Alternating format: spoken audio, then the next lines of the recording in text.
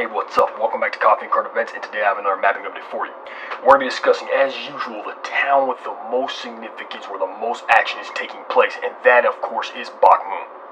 Now, the Battle of Bakhmut has been raging for almost 10 months, like literally this battle has been going on longer than Stalingrad, and in recent days it seems as if Russia has gotten very close to capturing the town. In fact, according to the Institute of the Study of War, Russia controls a little over 95% of Bakhmut, leaving Ukraine clinging to the remainder of the city. The Ukrainians are fighting pretty hard, and it seems as if their efforts have paid off, because within the last few days we haven't really seen much change. In fact, it seems as if the Battle of Bakhmut is evolving into some form of a stalemate. Russian forces have pressed their advantage in Bakhmut, the original advantage they had about a week ago, but Ukrainian forces have fought, and the Ukrainians are fighting very hard. They're making the Russians pay for every inch of Bakhmut in blood, and the Russians have certainly paid a tremendously heavy price. As for the mapping update, as I said, it's been a stalemate for the most part, and it doesn't seem as if there's been any massive Russian gains or massive Ukrainian gains in the last few days. But there has been a lot of political updates regarding Bakhmut, and a lot of updates about the Ukraine war regarding Bakhmut and the rest of the war. First of all, we're going to dive into this massive dilemma, this massive drama, this beef between the Wagner Group and their head Yevgeny Prigozhin and the Russian Ministry of Defense. Many people who have been observing the Battle of Bakhmut have noticed an ongoing feud between the Wagner Group's head Yevgeny Prigozhin and the Russian Ministry of Defense. And while this feud has been tampered down and has been quite manageable in the past months, it just boiled over a few days ago. Yevgeny Prigozhin released a video slandering the Russian Ministry of Defense using such words that I will not mention on this video, and he went to town on them, accusing them of no ammo, basically blaming them for the heavy casualties Wagner was taking. He demanded from the Russian Ministry of Defense, "Where is the ammunition?" And he was going to town blaming them for the heavy casualties Wagner has been taking. Now here's the thing, Yevgeny Prigozhin has been complaining about ammunition for a very long time, but as I said, it reached a boiling point. In fact, he said his fighters were going to leave Bakhmut by May 10th and hand over their battle positions to Russian forces, likely the Chechens. And so for a while, the media and the Ukrainian army were likely watching with anticipation for the Wagner withdrawal from Bakhmut. Now here's the thing, right when I saw this, I knew Wagner was not going to withdraw from Bakhmut. I've heard many pro-Russian commentators say, "Oh, Wagner's trying to trick the Ukrainians, this is a psyop, a psychological operation, they're faking."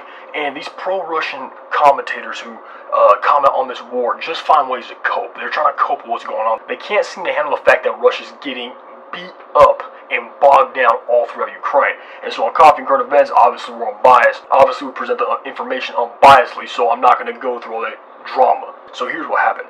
The Wagner head said he was going to leave Bakhmut, as I said, but I knew he wasn't going to leave. And I wasn't saying it for the reason these pro-Russian commentators were, "Oh, he's tricking the Ukrainians, oh, he has something clever up his sleeve." Trust me, throughout this war, we've seen that for the most part, the Russians don't have anything clever up their sleeve. In fact, it seems as if the pro-Russian commentators are more clever than the actual Russian Ministry of Defense. So I didn't think that's what was going on. I thought Wagner was going to be forced to stay in Bakhmut because of Putin's regime. You see, in Russia, you don't just tell Putin, "Hey, I'm going to leave in the battle and I'm bringing my group out." You're probably going to fall out a window or find yourself the victim of poisoning. So I just knew that there's no way Putin's going to allow Yevgeny Prigozhin to leave. He's not going to allow his guys just to leave Bakhmut when his fighters are doing the majority of the pushing throughout this battle. And about a day later, the prediction I made came true. Yevgeny Prigozhin announces he's staying in Bakhmut. And he claimed that he received a combat order that basically said that if he withdrew from his combat positions, it would be considered high treason. In America, high treason means you're going to prison, likely federal. In Russia, high treason means you're falling out a window, no questions asked. So Yevgeny Prigozhin changed his mind and said his forces were going to stay in Bakhmut. Although he seemed pretty salty about it because he kept ranting about, "Well, if we don't get our ammunition, no, we will leave, but I don't think it's going to be happening." I think he recognizes there is only so much he can do against the Putin regime. So Wagner's probably going to be in Bakhmut for a while. But the Battle of Bakhmut has come at a horrible cost for the Russians. When the Battle of Soledar was raging, there was a lot of evidence of heavy casualties on both sides.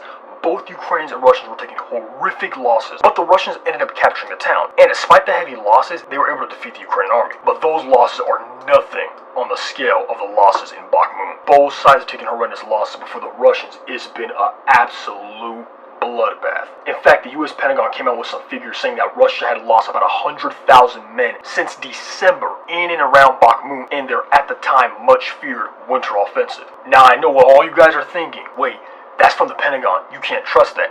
And you're right, I didn't. Any figures from the Pentagon, Ukrainian Ministry of Defense, or the Russian Ministry of Defense should not be taken too seriously. I mean, it's pretty obvious. America's helping Ukraine, therefore they have Ukraine's best interest in mind, and Russia, well, they're fighting, so they're not going to be telling the truth about their casualties, neither will Ukraine.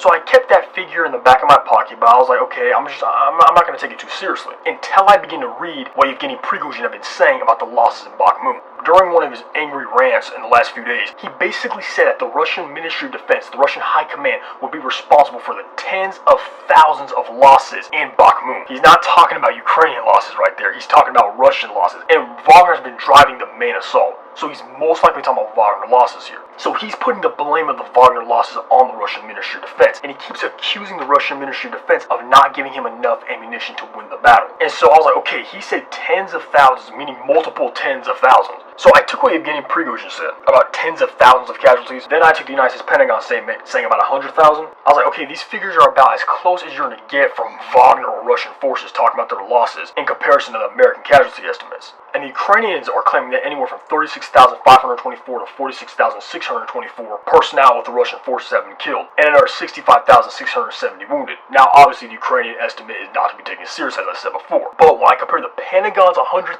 estimate with the fact that this dude, Yevgeny Prigozhin, the head of the Wagner Group, is talking about tens of thousands of losses, tens of thousands, I was like, okay, this figure may be a little solid. Am I saying the Pentagon's our honest best friend? No, I'm not. But what I am saying is, when the head of the Wagner Group is talking tens of thousands of losses, if you're a pro-Russian, you might want to prepare for some emotional damage and just embrace reality. Russia is getting beat up really bad in Bakhmut. Yeah, they're taking the town, but they're taking thousands of losses as they're taking the town. In fact, Yevgeny Prigozhin made a comment about him losing 86 fighters to advance 120 meters. 120 meters is 393 feet.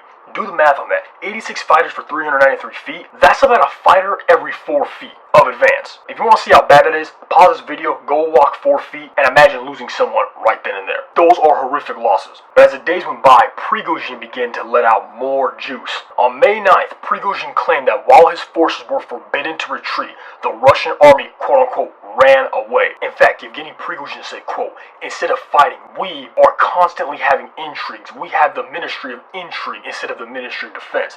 So our army is running away. It's running away because the 72nd Brigade today lost 3 square kilometers, on which I lost about 500 people because it was a strategic foothold. They just ran away, end quote. He also claimed that the Defense Ministry only gave his troops 10% of the ammunition that they promised to provide him. Did you guys just hear that? He lost 500 people on May 9th alone because it was a strategic foothold.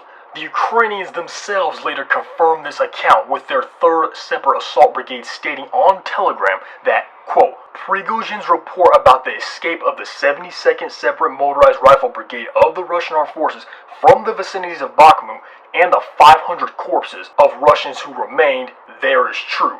The 3rd Assault Brigade is grateful for the publicity of our success at the front.